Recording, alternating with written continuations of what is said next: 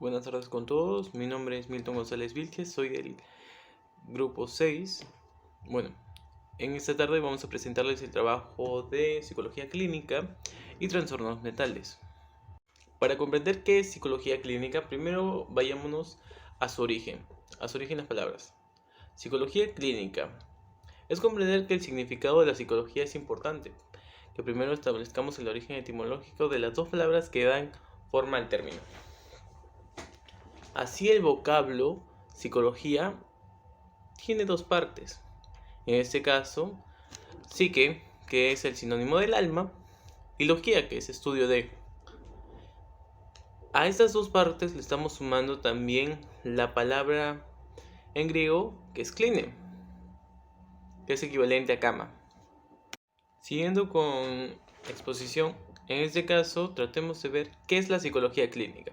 La psicología clínica es una de las ramas psicológicas más interesantes y excitantes que abarca tanto la investigación como la práctica, relativas a la psicopatología y a la salud tanto física como mental. En este caso estaríamos viendo quién se desempeña en esa rama. Bueno, en dicha rama los llamados psicoterapeutas son los encargados de poder ayudar y diagnosticar los problemas personales de los pacientes. Es muy importante saber diferenciar la psicología de la psiquiatría. Recordemos que ambos ámbitos, aunque van de la mano, es importante distinguirlos, ya que en este caso son los psiquiatras quienes están encargados de dar prescripción de medicamentos a los pacientes con problemas mentales.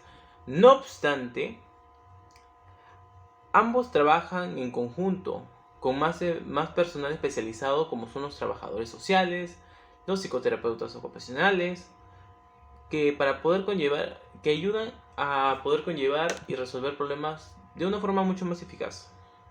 Siguiendo con la exposición, ahora les presentaré las técnicas de evaluación, diagnóstico e intervención.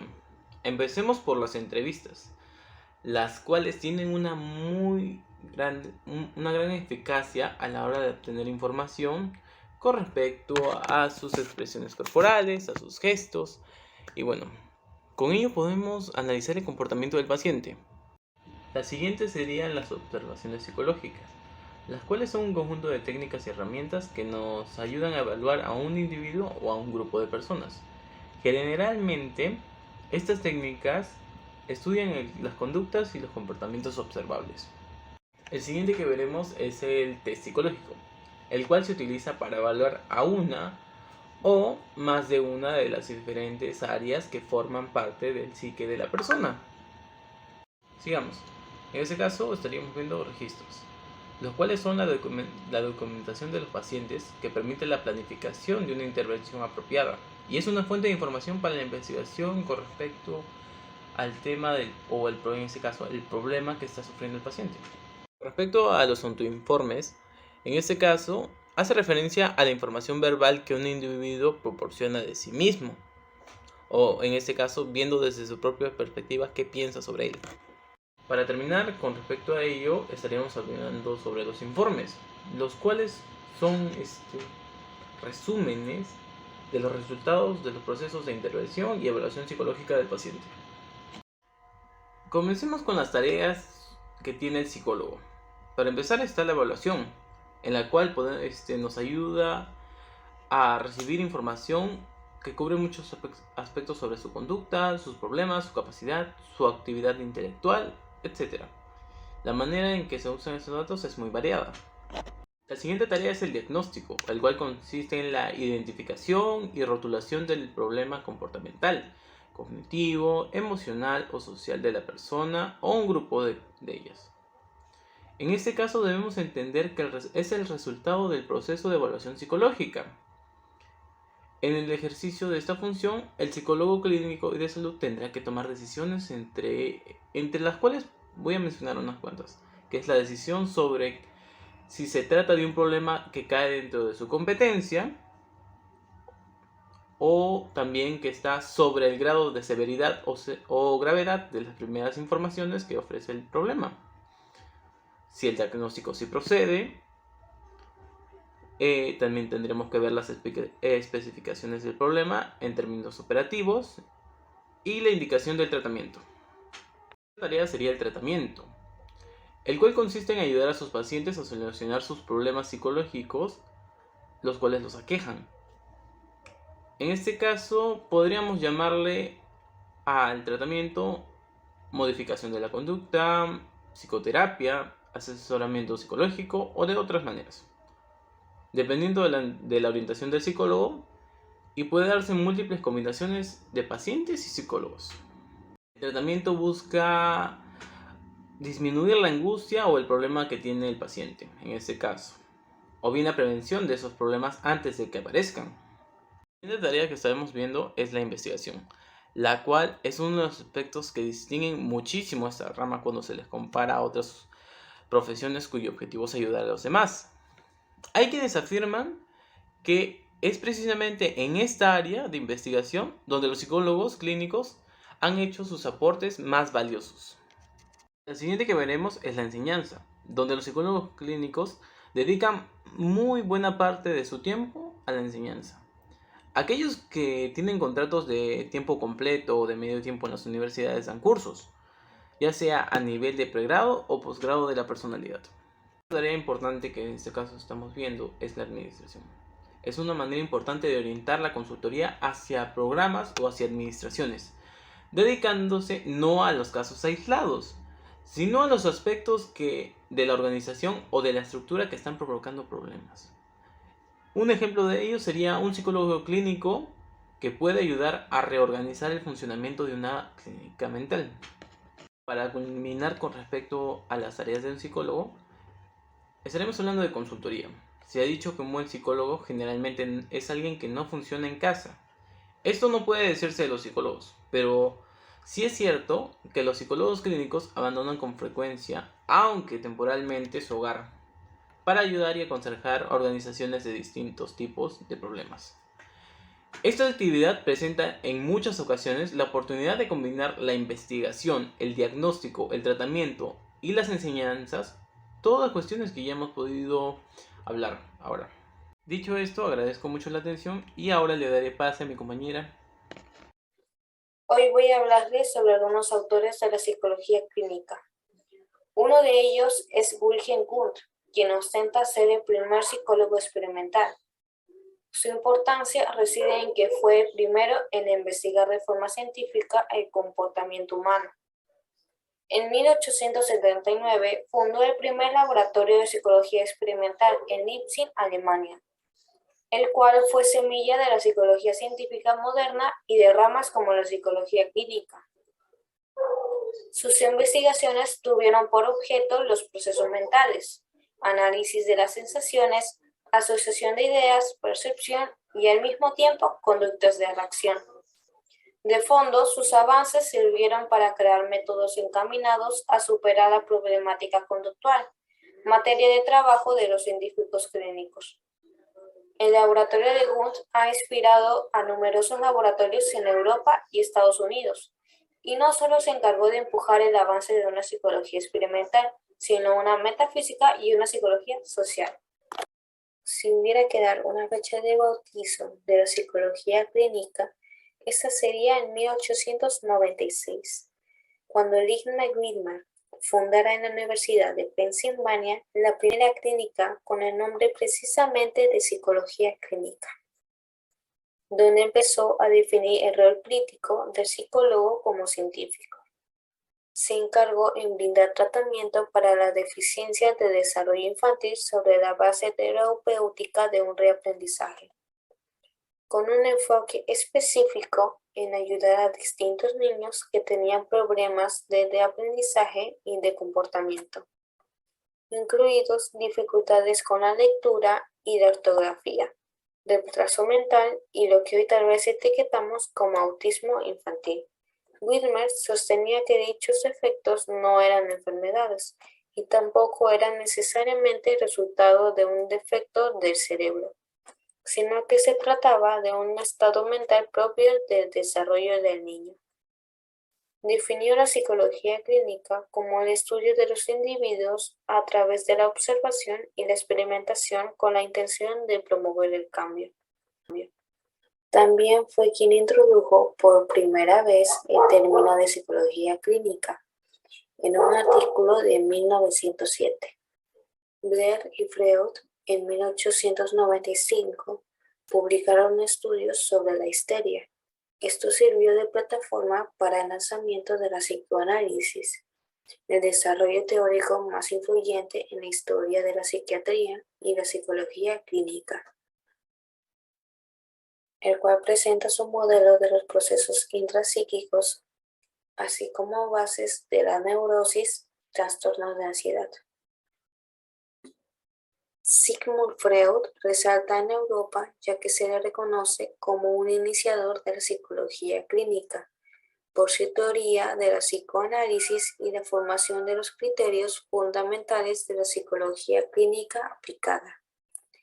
En 1896 llamó al psicoanálisis a su propio método clínico. Enfrentaba oposición por sus prácticas de intervención psicoterapéuticas y planteamientos teóricos clínicos estructurados en 3 niveles: investigación, intervención, psicoterapéutica y formulación de teorías. En 1900 publica La interpretación de los sueños, el cual suministra las bases de la psicoterapia psicoanalítica. Ahora presentaremos la teoría de la terapia de conducta o cognitiva. La terapia conductual tiene entre sus objetivos la modificación de las cogniciones. Es lo que pensamos para cambiar lo que sentimos y la conducta que tenemos. Está conformada por 4 fases: la evaluación, la explicación de hipótesis, el tratamiento y el seguimiento. En la evaluación tiene la finalidad de obtener toda la información necesaria sobre el objeto de la consulta a través de tests, cuestionarios y registros. En la explicación de hipótesis consiste en explicar al paciente el porqué de su problema, es decir, qué factores han influido en la aparición de su conflicto y cuáles lo mantienen.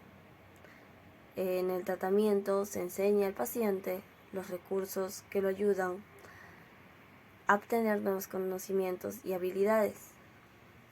Y por último, en el seguimiento, lo que pretende es que el paciente aprenda a manejarse solo, poniendo en práctica todo lo aprendido. Ahora continuamos con la teoría psicoanalítica o psicodinámica.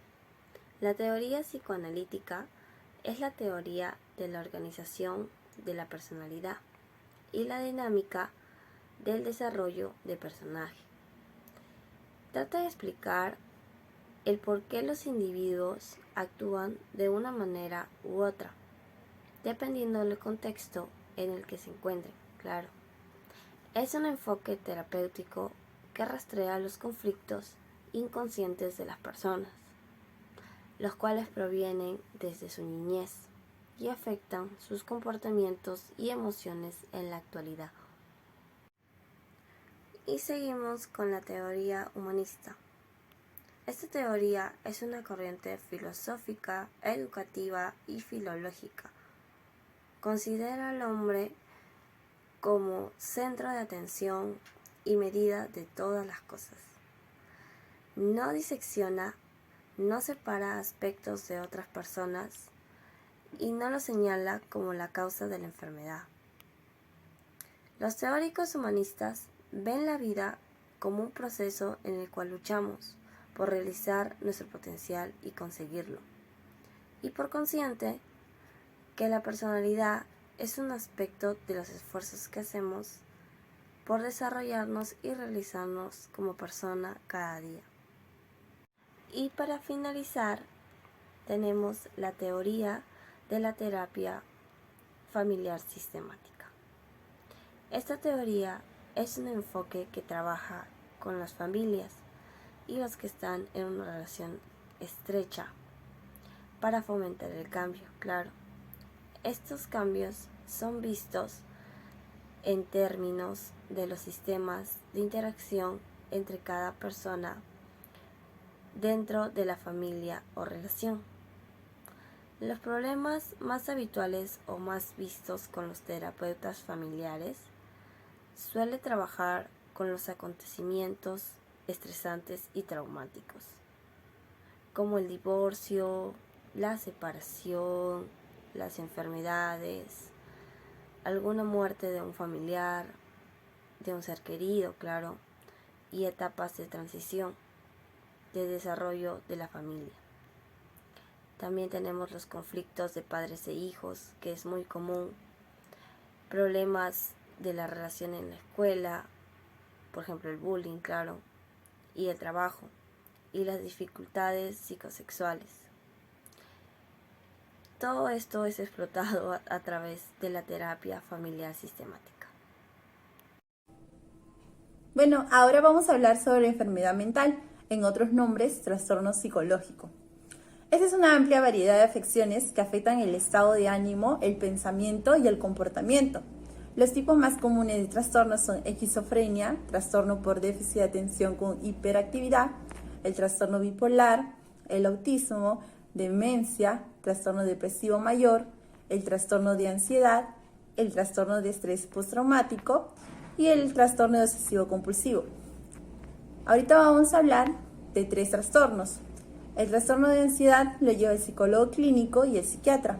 Es un trastorno mental que se caracteriza por producir sensaciones de preocupación, ansiedad o miedo tan fuertes que interfieren con las actividades diarias de quien las padece.